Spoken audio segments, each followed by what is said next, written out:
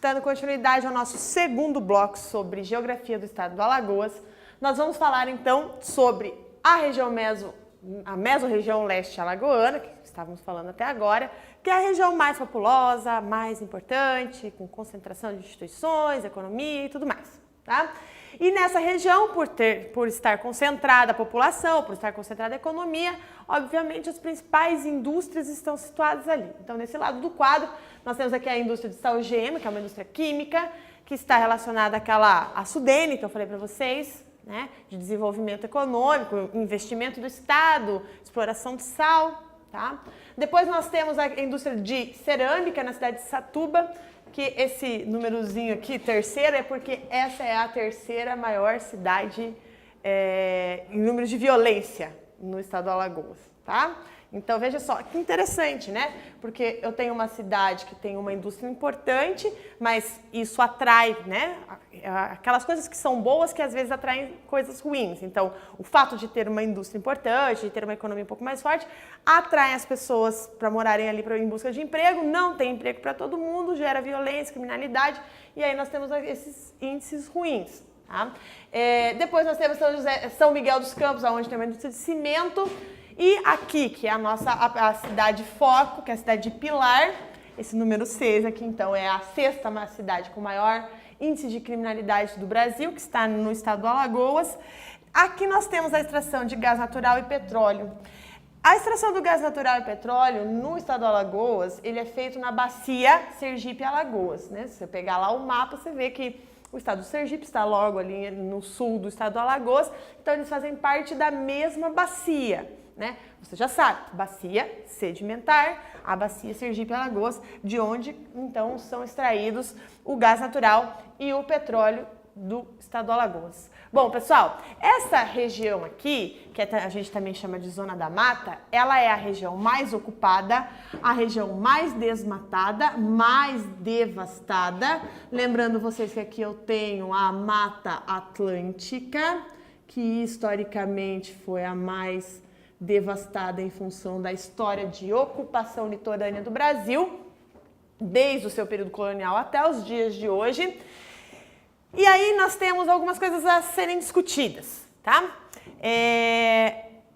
Eu tenho nessa região uma concentração industrial, tenho a indústria do turismo funcionando, full dose ali, e isso dá uma característica nos setores da economia que essa região está concentra o trabalho do setor secundário e terciário. Só para você lembrar, vou fazer um anexo aqui, tá? Nos setores da economia,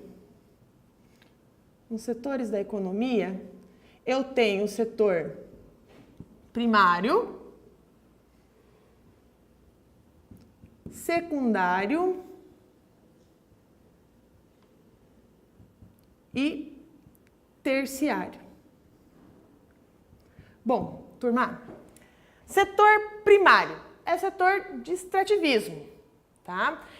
Não necessariamente, às vezes você pensa assim, só na agricultura, é pecuária, é retirada de petróleo, isso é tudo setor primário, quando você tira algo da natureza, extrai algo da natureza. O setor secundário é o processo de transformação desse produto primário, né? Então, você tem, por exemplo, a industrialização do produto primário. E o terceiro é o setor de serviços, né? Então, por exemplo, eu sou professora, então eu trabalho no setor terciário da economia, porque eu não vendo arroz, não vendo feijão, não trabalho na indústria, não sou proletária da indústria, né? Eu vendo aulas, eu dou aulas e vendo as minhas aulas. Então, é um serviço que eu estou prestando, é um setor terciário. A diarista que trabalha na minha casa, ela também está no setor terciário, porque ela está prestando um serviço, ela não está vendendo nenhum produto, ela está prestando o seu serviço para mim, né? Então, setor terciário da economia. Bom, então vamos voltar aqui. A Zona da Mata, ela tem a maior concentração de atividades, as pessoas que vivem nessa região, elas estão ligadas ao setor secundário, veja aqui, as indústrias, e o setor terciário relacionado ao turismo. Então, pensa em turismo, pensa assim na infraestrutura hoteleira, o fornecimento de passeios, né? Tudo isso são serviços, restaurantes, tudo isso são serviços do setor terciário da economia.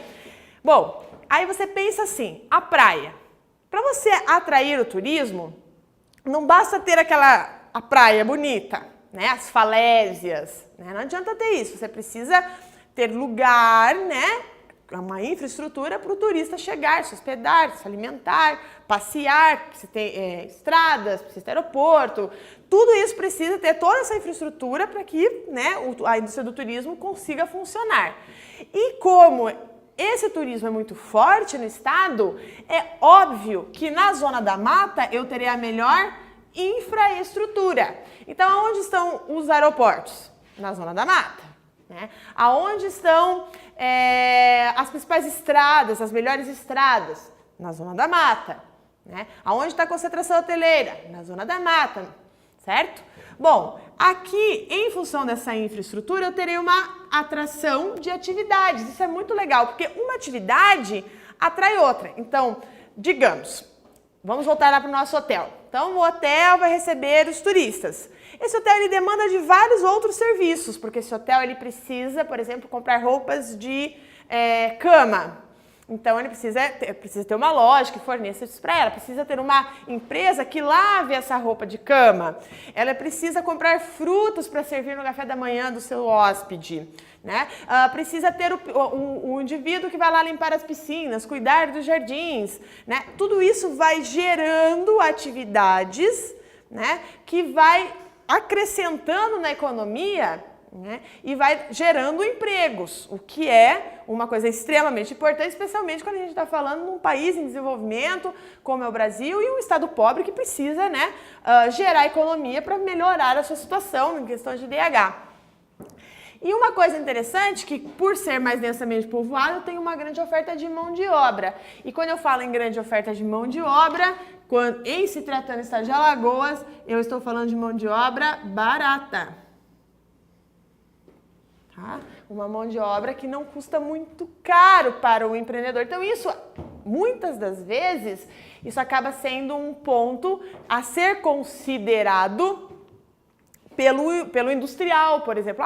Vou instalar a minha indústria numa região onde eu tenho que pagar menos para o funcionário. Então isso às vezes acaba sendo um atrativo para as indústrias. Só que não basta ter a mão de obra barata, né? O Estado ele precisa investir no fluxo dessas mercadorias, né? Então ele precisa ter lá essa questão intermodal, precisa ter uma rodovia legal, precisa ter um bom porto. Então isso tudo faz parte de uma estrutura, de um aparelhamento todo do Estado, né, para poder melhorar o fluxo econômico dessa região. Mas então lembre-se sempre, né, que essa região é a que tem a maior infraestrutura, a maior concentração de atividades. E isso pode parecer, olha, legal, beleza, melhor infraestrutura. E, de novo, coisas boas, às vezes atraem coisas ruins. Como no caso, nós temos uma migração do interior, dessa região do Agreste, dessa região do Sertão, para a capital, para Maceió. Né? Dando um exemplo, pode ser para outras cidades litorâneas aí também, que tem indústrias, que tem empregos, enfim, ali para essas pessoas se alocarem. Bom, o que acontece? Nesse tipo de migração, muitas vezes ela não tem um planejamento prévio dessas cidades, tá? Isso também é uma característica brasileira, não é uma característica do estado do Alagoas, é uma característica brasileira. Então, desde os anos 60, 70, ocorreu uma grande migração do interior do país para as capitais, né? Para as cidades litorâneas, né? Que acaba sendo a mesma coisa, pensando que as principais capitais do Brasil estão no litoral. E aí, então, isso gera dois problemas que podem aparecer aí na sua prova. A primeira delas é a macrocefalia urbana. O que significa isso? Imaginem vocês que nós estamos numa sala que cabem 50 alunos. Beleza, tem 50 alunos, né? Tem ali as suas cadeiras para cada aluno. Ótimo. Vamos supor, tá? Que de um dia para o outro, que amanhã chegue novos 50 alunos no Focus para assistir a nossa aula. O que nós vamos fazer aqui? Nós vamos pegar uma sala de aula maior que tenha 100 cadeiras. Mas digamos que no outro dia chegue mais 50, 150. Vai chegar um momento que nós teremos que mudar de ambiente. E para mudar esse ambiente, construir uma sala maior, eu preciso de tempo para construir a sala, para comprar as carteiras, né, tudo mais. Então, isso no plano da escola. Agora vamos passar para o plano da cidade. A cidade ela tem uma estrutura para ali ter um número X de pessoas. Só que daí começa a chegar todos os dias, começa a chegar gente. Bom, o que vai começar a faltar? Vai faltar moradia, vai faltar escolas para as crianças dessas famílias, vai faltar transporte, né? Porque não vai ligar todos os lugares da cidade, porque daí começa a parte da periferia a crescer nas cidades, né? Não tem os serviços como recolhimento de lixo, né? Água tratada, luz, né? Não dá. Para você montar toda essa infraestrutura, você precisa de tempo. E a migração, quando ela aconteceu aqui no Brasil de uma forma muito rápida. Então, os serviços, a infraestrutura urbana não cresceu de acordo com o crescimento populacional. Isso vai gerar, então, uma macrocefalia, ou seja, um crescimento desordenado, anormal da população e das cidades, fazendo com que a infraestrutura e o serviço não sejam condizentes com essa população. Gerando, então, problemas urbanos, como poluição de rios, por exemplo, como favelização, como desemprego, que vai gerar, por consequência, violência. Tá? Esse é o nosso segundo problema, né? A violência urbana. Veja, eu coloquei existem vários outros problemas, mas são esses dois grandes problemas que se destacam quando a gente fala na capital do estado do Alagoas. Tá? Uma macrocefalia urbana, ou seja, não tem infraestrutura para todo mundo, não tem moradia para todo mundo, não tem leitos hospitalares para todo mundo, não tem vagas nas escolas para todas as crianças. Então, esse é um grande problema da macrocefalia urbana e a violência. Né? De novo, nós temos aqui cidades que estão ao redor da capital, que são cidades de altos índices de violência. E só para vocês terem uma ideia, a cidade de Maceió é a cidade que tem o maior índice de violência contra a mulher, de agressão feminina. Então, assim, isso a gente está falando de agressão que está sendo registrado, que tem sido denunciado. Mas fora isso, não, né? Nós não temos muito dessa violência nem registrado é. E mesmo assim, então, Maceió tem um alto índice de agressão feminina ali, como característica dessa violência toda relacionada. E o número de homicídios, como a gente já conversou. Beleza, pessoal? Então, falamos dessa principal região, da região leste, e agora nós falaremos sobre o Agreste. Então, um minutinho só aqui. E vamos falar da última mesorregião. E essa mesorregião, ela está bem ligada à Zona da Mata, porque ela é a grande prestadora de serviços para a Zona da Mata, que é a região do Agreste, prestadora de serviços para a região leste. Já explico. Então, olha lá. Mesorregião do Agreste alagoano.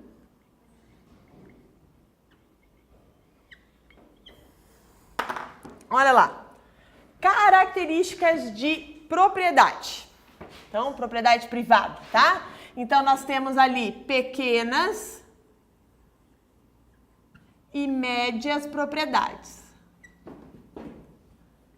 Olha que coisa interessante. Eu acabei de falar para vocês que a Zona da Mata é a região de maior infraestrutura e que as atividades econômicas estão ligadas ao setor secundário e terciário. Pergunto para você, quem é que fornece, quem é que produz os alimentos para levar para a região da Zona da Mata? Alguém tem que produzir. A maior parte da economia está centrada no setor secundário e terciário. E o setor primário? Aonde ele é desenvolvido? Ele é desenvolvido nessa região do Agreste.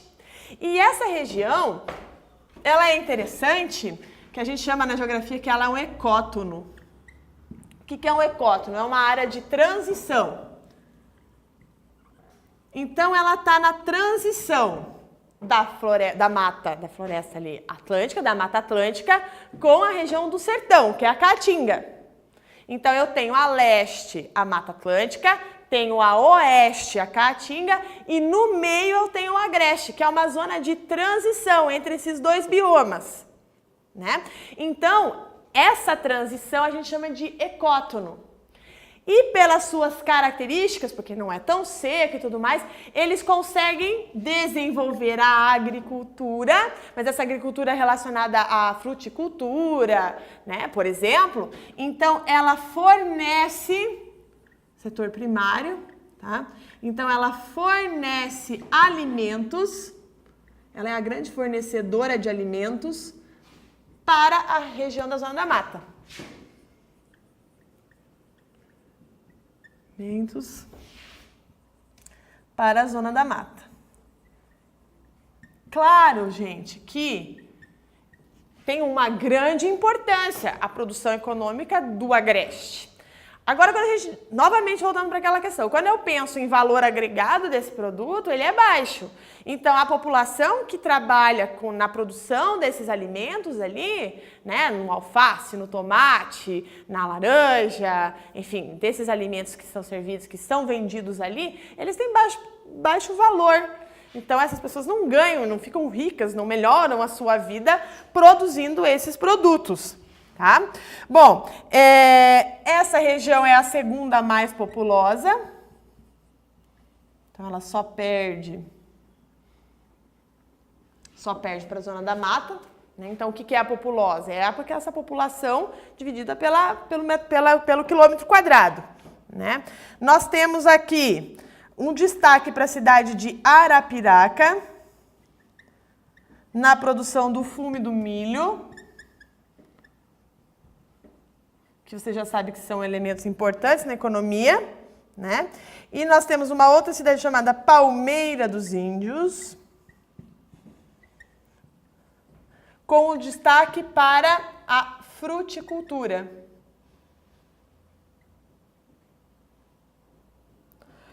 Bom, pergunto a você, solo fértil? Solo fértil. Estou falando em produção, estou falando no setor primário, eu falo em solo fértil. Olha lá, não pode ser muito seco, certo? É um ecótono, é uma área de transição. Então, eu tenho aqui umidade. Eu tenho umidade nessa região. Nessa região, essa umidade, ela tem um destaque específico, tá? Chuvas no inverno. Então, ele é chuvoso no inverno e é seco no verão. Bom, então, esse ecótono, essa área de transição, ele tem essas características aqui de clima e relevo já um pouquinho mais alto, um pouquinho mais ondulado. Então, aqui eu tenho 200 metros de altitude. Lembrando você que a característica do estado do Alagoas é justamente ter terras baixas. Um detalhe, pessoal, com relação à biodiversidade, com relação aos impactos ambientais relacionados à ocupação do estado. Então, vamos falar um pouquinho sobre eles. Impactos ambientais. Olha lá, pessoal. Quando eu falo em Mata Atlântica,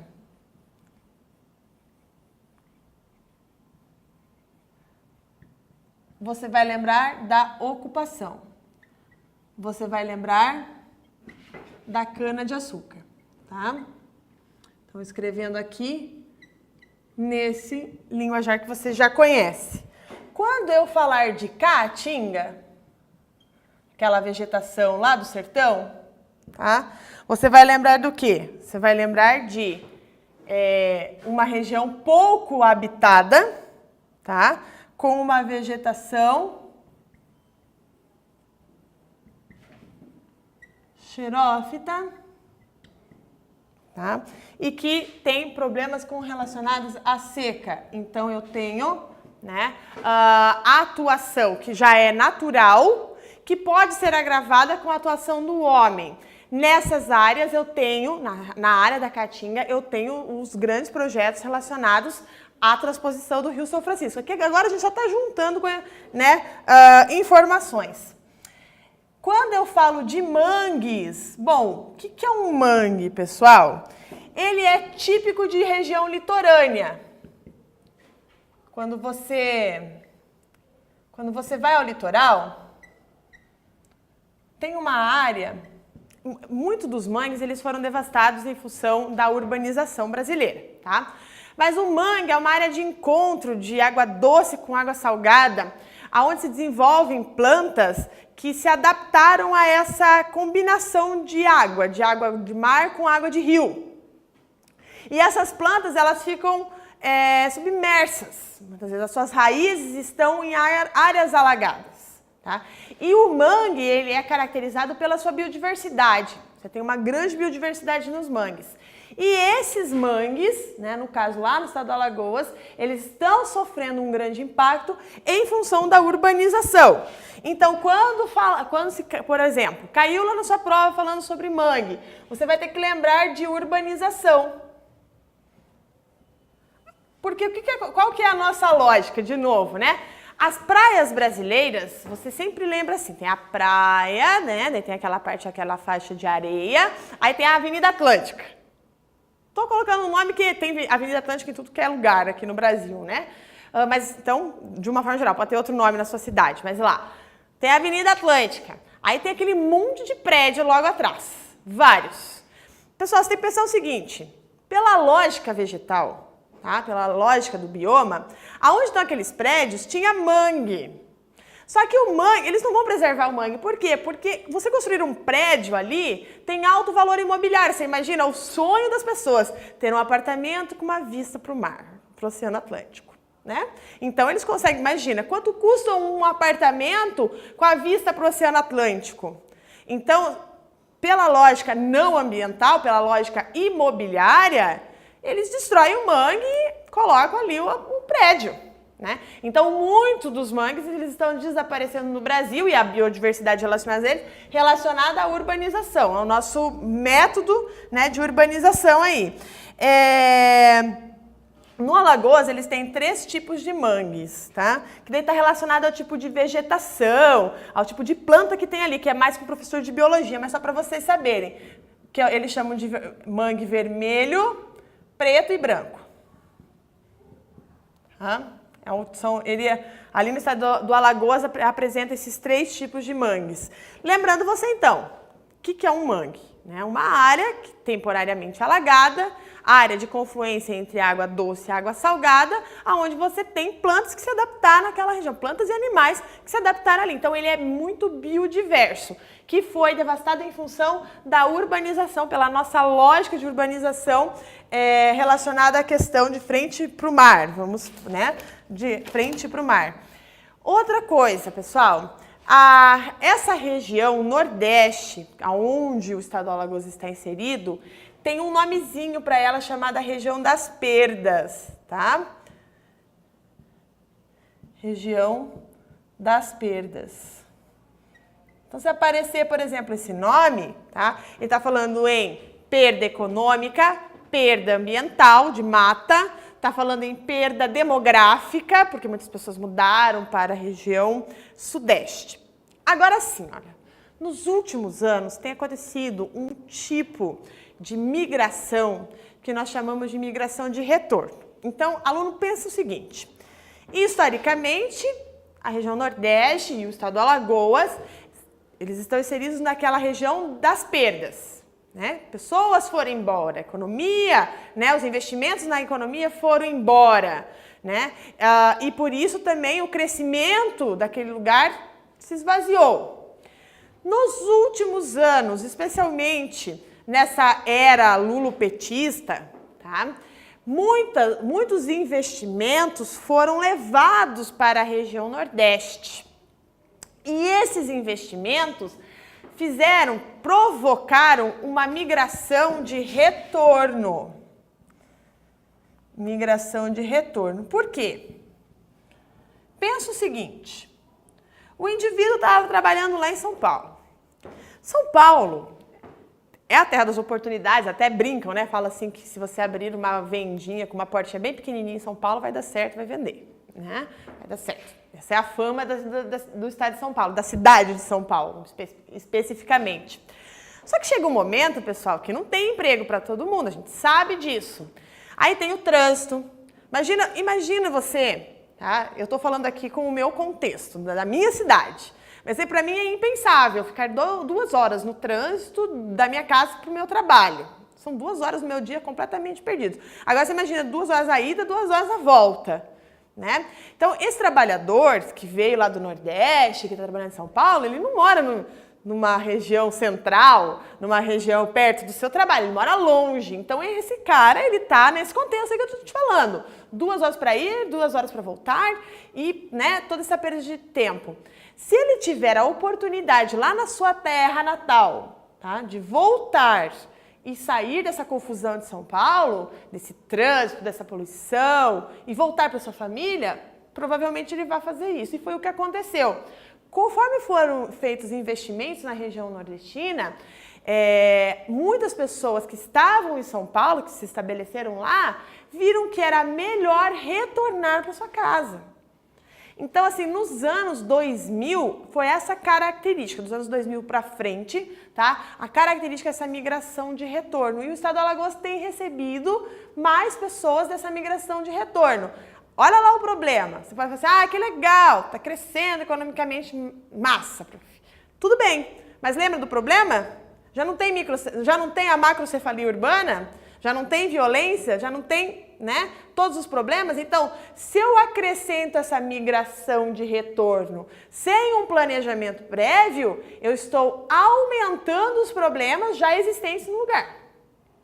Né? Então, para você pensar que esses impactos, às vezes, que a gente falou, ambientais, eu também tenho impactos sociais relacionados à ocupação humana, relacionados à volta dessas pessoas ali, tá? Bom, também, então a gente chama essa fase aqui, dos anos 2000, de novo crescimento econômico nordestino. Pessoal, nós temos aqui um ponto de avanço e um ponto de parada. Por quê? Nessa fase de migração de retorno, as pessoas retornaram porque os investimentos eles eram estatais, relacionados assim, vamos construir portos na região, vamos construir estradas na região. Então, isso demandou mão de obra, né? Grandes obras públicas demandam mão de obra. Mas essas obras, elas terminam. E quando elas ficam prontas, essas pessoas ficam desempregadas novamente. E hoje, né, no nosso contexto, o Brasil está vivendo um período de crise. Então, o novo crescimento econômico nordestino, ele está naquele contexto que o Brasil estava crescendo muito. Agora, nós estamos num momento de crise. Então, aqueles problemas pré-existentes tendem a se agravar. Então, o número de assaltos, o número de violência, o desemprego, né? E aí nós temos 2 tipos de desemprego, e o desemprego que a gente está falando nesse momento aqui é o desemprego conjuntural, ou seja, a conjuntura econômica do Brasil, desemprego conjuntural. Essa conjuntura econômica não beneficia o empregador, o emprego, né? O desenvolvimento do emprego. Então, muitas pessoas, pela conjuntura, ficam desempregadas. Só para você ter uma ideia de diferença aqui de desemprego conjuntural, eu tenho também a questão do desemprego de mudança técnica. Então, por exemplo, uma pessoa que antigamente fazia datilografia, ela não faz mais, ela perdeu esse emprego porque mudou a técnica. Hoje você usa computadores. No caso aqui não, aqui é da conjuntura econômica, certo? Então não está sendo legal voltar também, né? Tá sendo difícil você ver para onde você vai se destinar. Aí eu pergunto a você, por que é tão importante investir no Nordeste? Veja, depois da região Sudeste, que é o maior colégio eleitoral do Brasil, o segundo é a região nordestina. em número de população. Então, todas essas obras públicas, elas significam um eleitor, né? Um eleitor que vai votar naquele indivíduo que está promovendo essas obras públicas. Então, é um grande centro, é um lugar a ser atendido, né? Então, só para vocês também associar as questões eleitorais. Planalto da Babanema, deixa eu ver aqui, vamos falar uma outra coisa agora sobre a bacia do Rio São Francisco. Vamos trabalhar um pouquinho com mais carinho agora, que eu comentei algumas coisas com vocês. Agora vamos trabalhar com um pouco mais sobre a bacia do São Francisco. Bem polêmica aí, né? Então, bacia do Rio São Francisco. Primeira coisa, pessoal, o Rio São Francisco, ele é um rio perene, tá? Um rio que tem água o ano todo, né? Um rio intermitente, um rio que sempre tem água. Perene, intermitente, mesma coisa, tá? Bom, ele nasce na Serra da Canastra, que fica em Minas Gerais.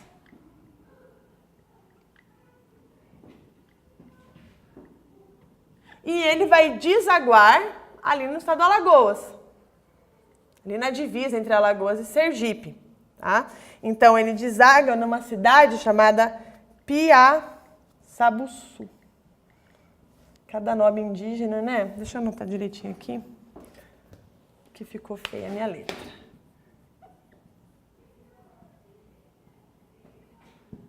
Eu acho bem interessante os vestígios da língua tupi-guarani no nome das nossas cidades, tá? Então, quando ele nasce ali na Serra da Canastra, ele vai rumo ao sertão nordestino. Então, ele passa por áreas importantes do Nordeste, né? E ele vai desaguar, então, aí no estado do Alagoas e no estado do Sergipe, ali na sua divisa. E esse projeto de transposição é a grande polêmica, porque eles dizem o seguinte: você vai espalhar com essa transposição, você vai espalhar água ou a escassez dessa água?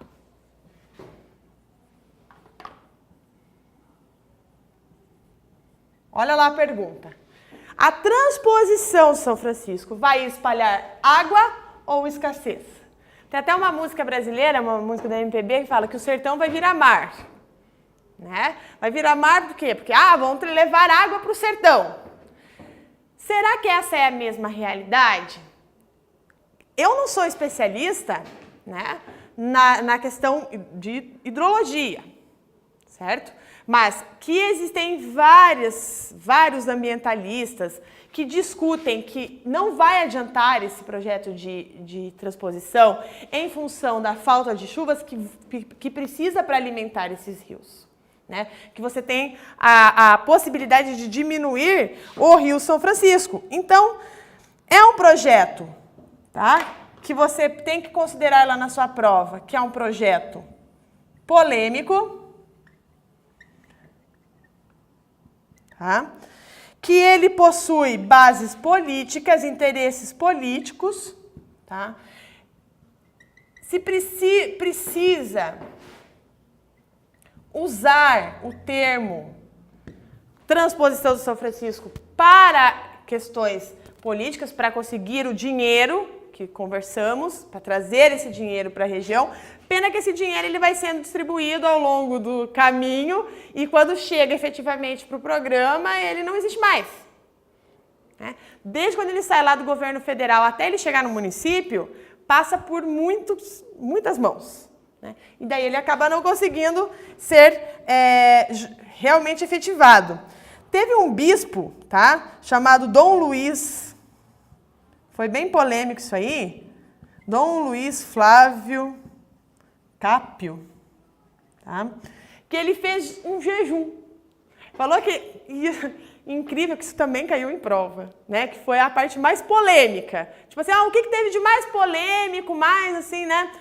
Apelativo com relação à transposição do Rio São Francisco. Teve um bispo, uma cidade chamada Barra, que ele fez jejum, que ele não queria que acontecesse a transposição do Rio São Francisco. E isso caiu em prova. Né? Questões sensacionalistas, questões de jornalismo, né? O aluno tem que estar ligado no que está acontecendo, bem local, né? Muitas vezes bem bairrista, inclusive, né? O Rio São Francisco, ele foi chamado, né? Foi chamado de Rio de Unidade Nacional. Deixa eu colocar aqui, foi chamado de Rio da Unidade Nacional. Por quê? Ora, ele nasce na região sudeste e ele vai para a região nordeste. Considerando que são nessa época que ele foi chamado de Unidade Nacional, considerando essas duas regiões, as duas regiões mais importantes do Brasil, tá? Então, por isso ele foi chamado Rio da Unidade Nacional. Bom, terminada essa questão, nós vamos agora trabalhar com algumas questões de provas, tá? Que você pode abaixar ali no material e eu vou pegar as questões, tá aqui, desculpa, que eu tenho elas aqui no meu telefone e nós vamos falar sobre elas então agora, tá? Então você vai pegar aí, vai baixar o material e vem acompanhando comigo aqui as questões. Então lá na primeira questão, diz assim: os tabuleiros costeiros de Alagoas, um tipo importante de relevo do estado, desenvolveram-se em terrenos. Bom, o que nós vimos lá no nosso primeiro e no nosso início desse segundo módulo, pessoal? Que a maior parte do terreno do estado do Alagoas está assentado em bacias sedimentares. Quando eu falo em tabuleiro, eu falo num relevo mais ondulado, lembro lá das falésias também ao redor dela, tá? E eu lembro do quê? De bacias sedimentares. Então, não se esqueça dessa característica, tá, do terreno do estado de Alagoas. Então, o que fica ali, pessoal? Alternativa B do exercício 1. Vou colocar aqui no quadro, o gabarito, para você ir fazendo junto comigo. Lá.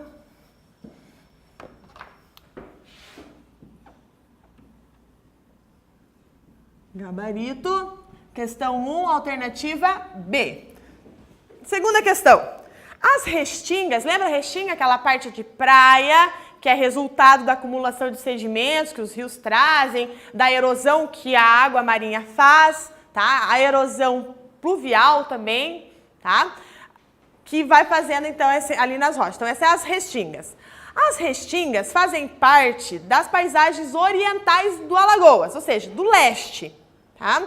Lá na geografia, né? Leste, oeste ou ocidental e oriental. Oriental é leste. O que é uma restinga? Alternativa correta, pessoal, alternativa C. Olha lá. Restinga é um tipo de relevo litorâneo, claro, eu acabei de falar para vocês, é a sedimentação ali, né? Rios levam esses sedimentos, o trabalho do mar, a erosão marinha faz esses sedimentos, tá? Resultante da acumulação de sedimentos abandonados por correntes litorâneas, tá? Então é essa alternativa do que é uma restinga, é a praia. É o que é interessante, porque aqui no Brasil nós temos muito restinga. Então, por isso que a gente tem um potencial turístico de praia bem grande. Mas nem todos os lugares de praia têm restinga, tá? Você já deve ter visto, por exemplo, em filmes norte-americanos, tem lá na região da Califórnia, tem algumas regiões que tem praia, mas outras é um conjunto de montanhas ali, e você tem a rodovia que passa ali, e um paredão e o mar. Você não tem praia ali. Essa restinga. Então, a restinga é o trabalho de deposição que acontece ali, que você tem uma faixa de areia. Tanto é que tem algumas praias que são mais longas, outras praias que são mais curtas, vai depender da quantidade de deposição. E claro, né, a urbanização, que mudou ali também, que é o trabalho antrópico, também modifica a situação da restinga. Questão 3 aí. A agricultura alagoana participa de forma considerável da pauta de exportações do Estado. Então, a gente também conversamos sobre isso, né? Que a agricultura do Estado do Alagoas, a maior parte dele é voltado para a exportação. Dentre os produtos oriundos desse setor da economia, ocupam de ordem decrescente os 3 primeiros lugares na pauta das exportações. Lembra que eu falei para vocês lá no nosso bloco? Qual é a sequência do conjunto de exportação? Eu tenho lá a cana-de-açúcar, os seus derivados e o fumo, né? Então, que já está lá no quadro, já está no teu caderno de anotações. Então, como alternativa, a alternativa E do exercício 3. Quarta questão. Um dos pontos turísticos importantes do Alagoas é a Serra da Barriga. Um acidente geográfico onde, no século XVII, ergueu-se o histórico quilombo, que é o quilombo dos Palmares. Você sabe lá, você estudou história, você lembra disso, né? Lugar de refúgio de escravos fugidos, escravos, índios, né? Pessoas fugidas que estavam querendo, né, se esconder ali. Aonde está o quilombo dos Palmares, pessoal? Aí essa é a questão a pergunta, né? Essa Serra da Barriga está localizada aonde? Qual lugar ali no estado do Alagoas? A alternativa correta é a alternativa C, no município de União dos Palmares. De novo, aluno, veja, é uma questão simples, ela não é interpretativa. Você precisa saber as principais cidades e as suas considerações históricas ou potenciais econômicos. No caso aqui, ele está associando uma questão de geografia, que ela está colocando uma localização, né? Serra da Barriga, né? E ele está colocando um aspecto histórico, que eu conversei com vocês, que ali era um ótimo lugar para se esconder, visto que é uma região que tem mata. E ótimo se esconder na mata. Não vou me esconder lá numa região de campo aberto, não vou me esconder no sertão, né? Onde eu tenho arbustos. Eu vou me esconder num lugar mais fechado. Então, alternativa C, o município de União dos Palmares. De novo, quando vocês estiverem resolvendo essas questões, você tem um acesso à internet aí, abra o Google, abra o mapa do estado do Alagoas e eu vou falando, você vai dar pausa aí no seu vídeo, localiza a cidade, né? Mexe nesse teu mapa para você ir localizando as regiões aí. Bom, questão 5, pessoal. Em grande parte do período colonial, Alagoas pertenceu, lembra também de novo, pessoal, a qual capitania? A qual capitania está ligado à história do estado de Alagoas, pessoal? A capitania do estado do Pernambuco, alternativa B. Capitania do Pernambuco. Inclusive, uma das que deram certo, né? Que foi a capitania de Pernambuco e a outra de São Vicente. Então, essa capitania foi a capitania que teve sucesso, que teve algum sucesso quando ela foi implantada. Exercício 6. A partir dos anos 60 do século XX, a economia alagoana beneficiou-se dos programas da SUDENE, destinados a, lembra? SUDENE, Superintendência de Desenvolvimento do Nordeste. Então, o destaque, tá? O que a SUDENE conseguiu desenvolver ali, a partir dos anos 60, foi o Salgema, alternativa A. Não teve muitos desenvolvimentos, né? A gente, lembrando que tem aqui todo o interesse político associado aí à SUDENE. Então, é um grande programa que arrecada muito recurso, mas que na prática, muitas vezes, ela é conhecida, inclusive, como sendo ineficaz. 7. As chuvas de inverno, lembra que a gente tem uma região ali, né, que só tem chuvas de inverno, que atinge a parte oriental do estado, ou seja, a porção leste do estado do Alagoas, são produzidas basicamente por 2 sistemas atmosféricos, mencionados a seguir. Qual é a alternativa que contempla esses sistemas atmosféricos? Bom, eu tenho ondas de calor que vêm das massas atlânticas, essas massas quentes e úmidas que vêm do Atlântico, ou seja, que vêm do leste, e o encontro dessa massa quente com a frente polar que vem do sul. O encontro de uma massa quente com uma massa fria produz chuvas. Tá? Essa massa fria, ela só atua no Brasil no inverno. Então, quando é que chove lá? quando essa massa polar atlântica ela está atuante e ela só atua no inverno. Então, as chuvas que acontecem lá no estado do Alagoas são chuvas de inverno, ok? Então, alternativa E. Questão 8. A questão 8, ela tem um texto, as questões a seguir, eu peguei lá da banca da CESP. É uma banca maravilhosa, né? E, às vezes, complexa em função do certo ou errado. Ela pergunta, ela te dá faz uma pergunta e vai, né? Tá certo ou tá errado isso aqui? Então, ela dá um texto assim. Olha lá, acompanha comigo. O Brasil é considerado um país rico em termos hidrológicos, ou seja, o Brasil tem muita água de rio, tem água subterrânea, então nós somos ricos em água. O problema é que o volume é desigualmente distribuído. Olha lá, gente, os números. 70% estão na Amazônia, 15% no Centro-Oeste, 6% no Sul e apenas 3% no Nordeste. Né? Então, eu tenho uma grande concentração, por exemplo, na região Norte, onde tem uma baixa densidade demográfica, e um pouco dessa água concentrada na região Sudeste e na região Norte. Na região Nordeste, na região Sul, onde eu tenho a maior densidade demográfica. Né? Então, ela é mal distribuída. Além dessas desigualdades, não sabemos usar a água, pois 46% dela é desperdiçada em vazamentos das tubulações ao longo das redes de distribuição. Sabe aquele pinguinho também que vai lá na sua casa caindo? Aquilo tudo é desperdício, né? Sem contar as questões de obras públicas. Muitas vezes você vê água jorrando de hidrômetros, enfim, né? Tem muito desperdício no Brasil.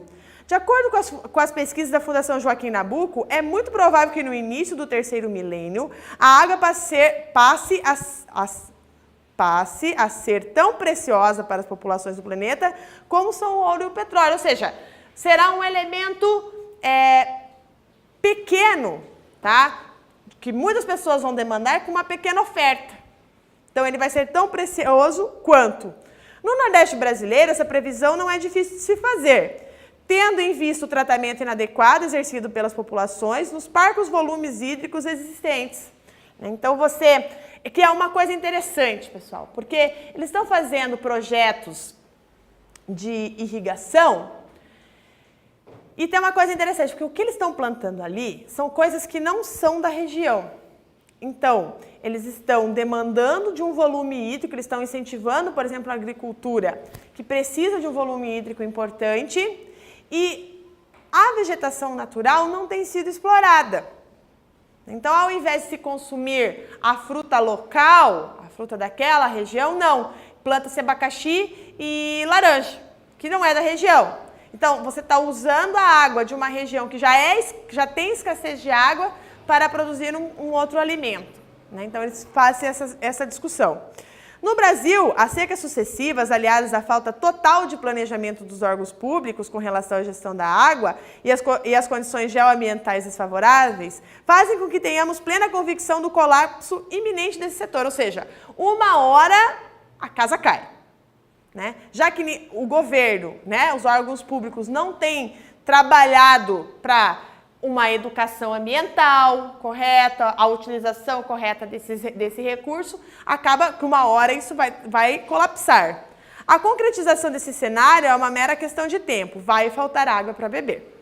Tá? Então, esse é o texto que a banca da CESP deu. E daí diz assim: tendo o texto como referência inicial, e todas as questões vão perguntar isso, é correto afirmar que as causas da iminente escassez da água no Nordeste brasileiro incluem falta de informação com relação à melhor utilização da água, uma vez que o Nordeste brasileiro é rico em recursos hídricos? Pessoal, o Nordeste brasileiro é rico em recursos hídricos? Não. Lembra-se, somente 3% do total da água do Brasil se concentra na região Nordeste. Então, você já chegou nessa parte, você já sabe, está errado. Então, a questão da CESP pergunta, isso está certo ou errado? Está errado. Então, o gabarito da 8 é errado. Vamos lá para 9. De novo, tendo esse texto como referência, é correto afirmar que as causas... Não, essa aqui é repetida. Não.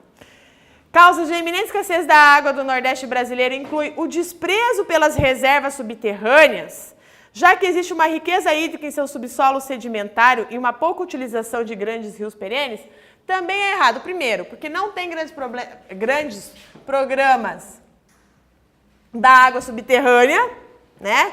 E o rio perene, que é o Rio São Francisco, ele não é pouco utilizado, ele é muito utilizado. Ele é utilizado para produção de energia em barragens, né? O Estado de Alagoas tem 2 barragens hidrelétricas ali no Rio São Francisco, né? E ela é utilizada em sistemas de irrigação. Então, falar que ele é pouco utilizado, mentira, tá? Então, questão errada. 10.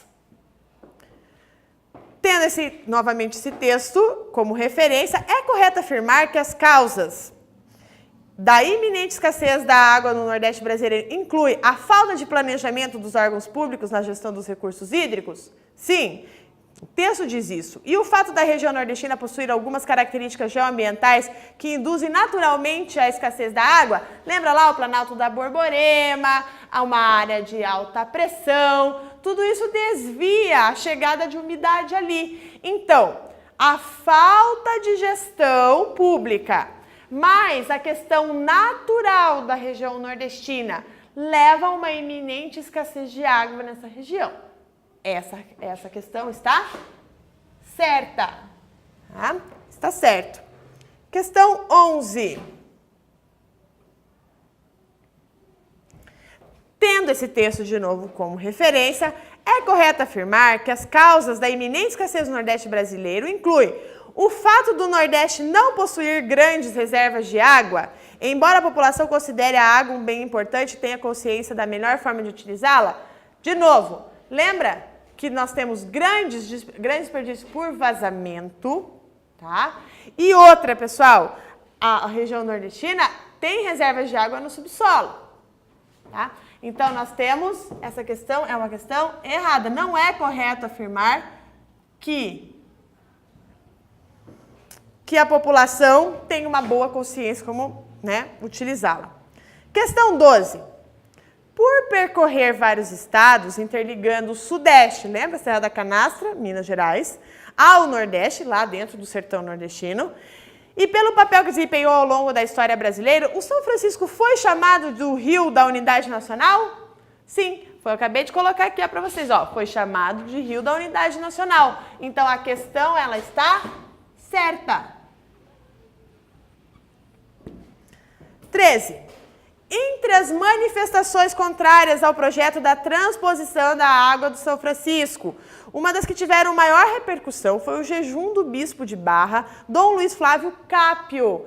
Está certo, né? Então, bem polêmico aí, né? A questão do jejum do bispo, né? A questão do envolvimento da igreja nas questões ambientais, nas questões políticas da transposição do Rio São Francisco. Então, quem se opõe a esses programas? Bom, a igreja se opõe, ambientalistas se opõem, alguns movimentos populares se opõem à transposição do Rio São Francisco. Por quê? Porque a dúvida é se eles vão distribuir água ou escassez da água, né?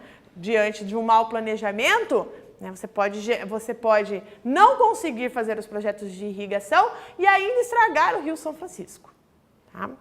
Bom, questão 14. Praticamente sem conhecer poluição e com as suas margens plenamente preservadas, vamos lá, pessoal, sem conhecer poluição e margens preservadas, quando a gente fala de rio no Brasil, o São Francisco é um dos poucos grandes rios brasileiros que não precisa ser revitalizado. Errado. O Rio São Francisco tem áreas poluídas, tá? Então, ele não está livre desses problemas. Então, errado. Questão 15. Deixa eu pegar minha água aqui, que está secando a garganta. Vamos lá. Questão 15. Praticamente... Aqui é repetir, pessoal, desculpa. Questão 16. Vamos pular 15 aqui. Questão 16. Qual dos rios que corta a região Nordeste é o maior em extensão? Falamos tanto neles, pessoal. O Rio São Francisco. Então, alternativa E. Questão 17. O rio que nasce na Serra da Canastra, em Minas Gerais, é o Rio São Francisco. Alternativa C. Questão 18. Considere a descrição abaixo. Pessoal, Veja só, eu vou falar para vocês a resposta e depois nós vamos lá para o enunciado. O estado do Alagoas é um estado caracterizado por ter na sua composição de relevo um grande número de depressões, que é resultado em função do planalto existente ali, que eu expliquei para vocês lá no módulo, tá? E essas depressões, que a gente chama de interplanáuticas do semiárido. Então, depressões do semiárido. Segundo o professor Assis Absaber, tá? Diz que essas depressões, olha as características dela. É a área que apresenta as mais bizarras e rústicas paisagens morfológicas e fitogeográficas do país. Tá? Seus campos de Inselbergues, por si só, poderiam ser melhor preparados para receber as atenções do país inteiro através de uma adequada e original infraestrutura de turismo e lazer, ou seja, o ecoturismo. Porque você tem áreas, tá? Para você fazer um ecoturismo de rios, tá? Já que você tem ondulações maiores nessa região, né? Das regiões da depressão. Infelizmente, né? Essas regiões da depressão, no caso sertaneja ou do Rio São Francisco, elas não são tão exploradas. Tem um mapa que tem na internet que colocou o estado do Alagoas e colocou suas potencialidades turísticas. E tem lá suas potencialidades turísticas. Mas assim, quantos brasileiros são avisados dessa potencialidade? Quanto das pessoas do exterior, né, que poderiam chegar até o Brasil, trazer os seus dólares para o Brasil, atraídos então para fazer esse ecoturismo? Isso precisa de um incentivo, né? E esse incentivo demanda dinheiro, demanda infraestrutura. Então, muitas vezes você não tem essa infraestrutura, né, pelo baixo investimento das potencialidades turísticas do estado, mas que essa depressão, essa característica de relevo, né, poderia então atrair um grande número de turistas. Isso poderia, falta só investimentos. Ok, pessoal. A questão 18 ficou a alternativa B de bola. A questão 19, ela tem um texto bastante grande aqui, e ele está falando sobre o Planalto da Borborema. Você aí com calma, você pode pegar o seu texto, ler o texto, porque ele vai trazer informações para vocês. Tá? Mas a alternativa que nós temos sobre o Planalto da Borborema, que é correto, que você tem que lembrar lá, ó. O relevo, principalmente devido ao Planalto da Borborema, influencia a circulação de massas quentes e úmidas do oceano. Então, olha lá. Lembra lá do desenho? Deixa eu colocar aqui só a alternativa E da 19.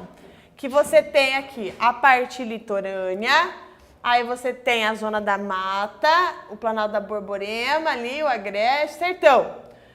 Aqui evapora a água do oceano e é levado para o interior do estado, para o oeste. O Planalto da Borborema é um relevo que não é o único fator, mas ele influencia na dificuldade de chegar água até aqui a região do Agreste, tá? Da região do sertão, do Agreste não, do sertão nordestino, tá? Então esse Planalto da Borborema é um dos responsáveis disso aí. Bom, continuando aí, turma. Questão 20. Acerca da qualidade dos solos e as águas da região Nordeste, julgue os itens a seguir. Os mangues, fundamentais ao equilíbrio ecológico dos estuários marinhos, são compostos por umas espécies de árvores resistentes à salinidade da água do mar. Lembra que é o encontro da água do mar com a água de rio, tá? E das lagoas litorâneas e são capazes de fixar sedimentos carregados pelas marés que penetram nos rios. Então, essa questão está correta, ela está certa. E por último, aí a nossa última questão de hoje, tá? A mais recente classificação de relevo brasileiro, composta pelo Jurandir Rosa, de 1989, apresenta 3 tipos de unidades geomorfológicas, que são os planaltos, as depressões e as planícies. Cada uma delas subdividida em unidades menores. Trata-se de uma classificação que introduz um critério que nas classificações anteriores não havia sido considerado ou não tinha um papel relevante. Esse critério é a gênese do relevo, né? Como ele é formado? Ele é formado por uma erosão? Ele é formado pela sedimentação? tá? Então, essas são as características que o professor Jurandir Ross trouxe de novidade para a classificação geológica, para a classificação de relevo da geografia do terreno brasileiro. Então, eu vou colocar agora aqui para vocês, tá? Já que pode aparecer lá na sua prova, perguntas específicas sobre o terreno do estado do Alagoas, mas perguntas específicas de geografia, de geologia, tá? Para ver se o aluno entende não só onde estão as depressões do estado do Alagoas, onde está a planície, onde está o planalto, mas o que são esses planaltos, o que são essas planícies, o que são essas depressões, tá? Então, vamos lá, pessoal. O nome disso são províncias geológicas.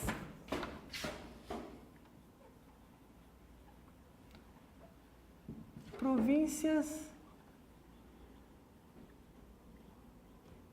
geológicas. Então, olha lá. Dentro de uma classificação geral, existem o que a gente chama de dobramentos modernos,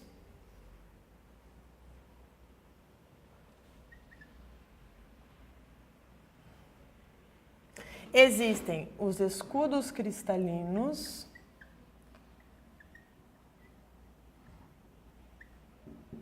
e existem as bacias sedimentares, que você já sabe, né? Você já conhece esse tipo de formação. Aluno, saiba o seguinte, no Brasil não existem dobramentos modernos. Dobramento moderno são os Alpes, os Andes, o Himalaia, tá? São dobramentos que ocorreram no período Cenozoico, na era Cenozoica. O Brasil não possui nenhum terreno tão recente. Os nossos terrenos, o nosso terreno ele é antigo, tá? Então, assim, dentro dessas províncias geológicas, o Brasil tem 0%. Tá? Então, não nos interessa. O que nos interessa aqui nessa classificação? Os escudos cristalinos e as bacias sedimentares. Quando você abrir uma prova e aparecer aí, escudo cristalino, tá? Nossa, minha letra hoje está terrível aqui, peraí. Escudos cristalinos, o que tem que vir na sua cabeça é que ele é antigo, muito antigo, tá? E por ser muito antigo, ele já passou por um processo de erosão importante. Então, um escudo cristalino, por exemplo, uma área mais montanhosa de escudo cristalino, ela tem o cume mais arredondado, porque como ele é antigo, já passou por um processo de erosão violento, né? O que acontece? Ele não é mais pontiagudo como os dobramentos modernos, ele é arredondado. O seu relevo está suavizado pela sua antiguidade. Por isso, quando eu falo lá do Planalto da Borborema, né, quando eu falo das áreas mais altas do estado do Alagoas, eu falo de áreas que já são baixas, tá? São consideradas baixas porque já foi muito erodido. Eu estou falando de um terreno muito antigo, muito desgastado. Tá? Então, eu não tenho áreas muito altas no estado do Alagoas em função disso. Tá? E as áreas mais recentes são bacias sedimentares, né? Que é fruto dessa erosão. Bom, esses escudos cristalinos do estado do Alagoas, eles foram formados num período chamado pré-cambriano. Ou seja, pessoal, na geografia, quando falou assim, pré-cambriano, é muito antigo. Muito, muito antigo. Muito desgastado. Tá? E nós temos, por exemplo, como exemplo disso aqui, lá do estado de Alagoas, a plataforma do São Francisco. A plataforma do São Francisco é um exemplo de um escudo cristalino formado no período pré-cambriano no estado de Alagoas. Tá? Do Rio São Francisco. Bom, o que eu tenho aqui também, pessoal? Outro exemplo, o maciço, ou seja, o Planalto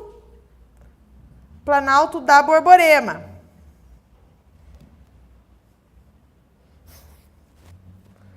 Tá? Ali no Planalto da Borborema, pessoal, o que acontece? Eu tenho do lado dele as depressões.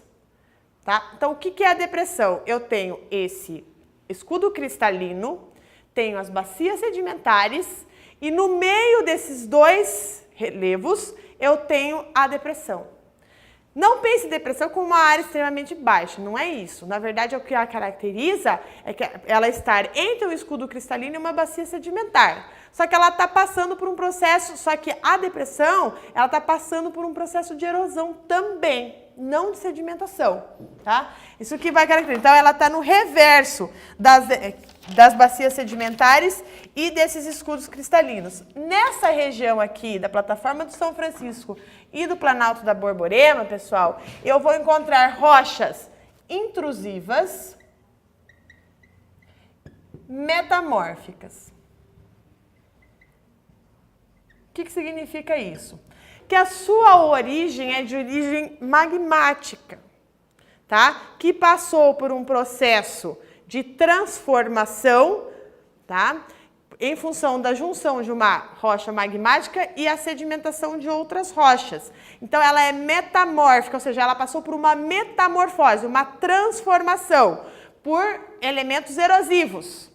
Tá? Então, uma rocha original magmática se juntou com uma outra rocha, com uma outra característica, e ela, então, se transformou, dando origem a uma outra rocha, uma segunda rocha, que é a rocha metamórfica. Tá? Ela tem também idades diferentes, mas também relacionadas ao período pré-cambriano. Por que ela é intrusiva? Tá? Porque quando ela era magmática, da sua origem magmática, ela se solidificou internamente, ela é intrusiva. Quando ela se solidifica fora, com contato com oxigênio, ela é extrusiva. No caso aqui, ela se solidificou, né, se resfriou por dentro, então ela é uma rocha intrusiva. Exemplos, pessoal, desse tipo de rocha aqui é o granito, por exemplo. Né? Então, ele foi resfriando aos poucos, por isso que a gente consegue ver os cristais do granito, né? Bem a olho nu, em função do tipo de resfriamento dessa rocha. Bom, essa aqui, então, são os escudos cristalinos. Vamos falar das características da bacia sedimentar. Olha lá.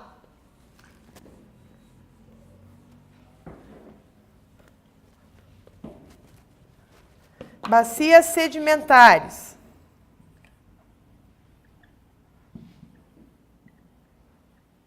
Turma, olha que interessante. Se eu estou falando de sedimento, estou falando em depósito, tá?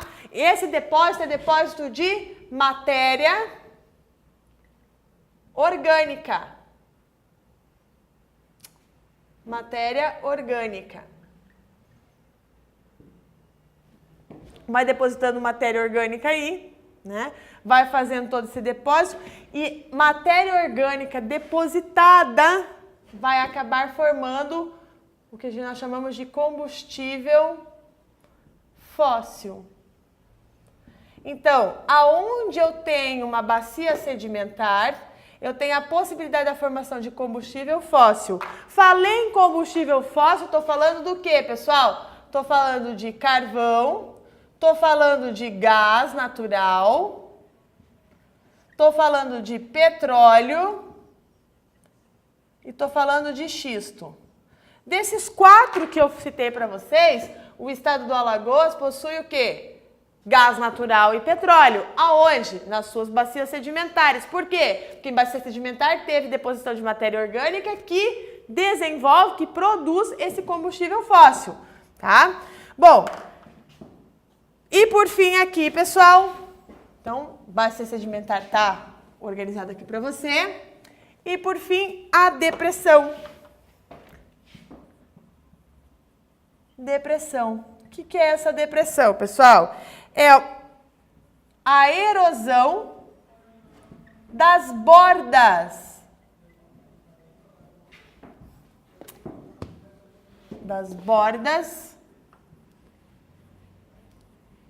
Das bacias sedimentares.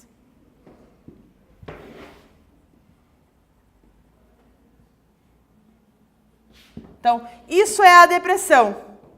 Exemplo, lembrando só vocês, então, quais são os exemplos da depressão ali da região do Alagoas, tá? A depressão sertaneja, e a depressão do São Francisco. Essa classificação aqui, lá para sua prova, tá? É a classificação lá do professor Jurandir Ross, que em 1989, tá? Por meio de um programa chamado RADAN, tá? Foi um programa do governo federal que investiu em tecnologia para fazer um mapeamento do Brasil, para descobrir as potencialidades mineralógicas, por exemplo, as potencialidades de riquezas da nossa natureza, né, vegetal e mineral do Brasil. Ele investiu, né, em tecnologia e o professor Jurandir Rosa, então, ele classificou, né, as províncias geológicas brasileiras e tudo mais. E no estado do Alagoas, então, são essas duas depressões. Pode cair lá como alternativa da sua prova. Depressão sertaneja ou depressão do Rio São Francisco. Tá? Então, você não pode esquecer do nome delas. Essa área, essas depressões, elas são caracterizadas por ser uma área rebaixada e aplanada. É uma região mais baixa. Certo, pessoal? Então, hoje, pessoal, nós finalizamos a parte dos aspectos físicos, né? Já começamos fazendo uma relação entre os aspectos sociais.